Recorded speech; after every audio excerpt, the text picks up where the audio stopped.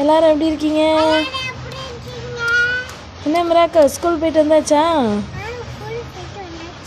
என்ன சொல்லி கொடுத்தாங்க உங்கள் டீச்சர்? ம் ம் ம் ஆ ம் ம் ம் ம் ஆய் சூப்பர், பரவாயில்லையே. உங்கள் டீச்சரும் இதை பார்ப்பாங்களா?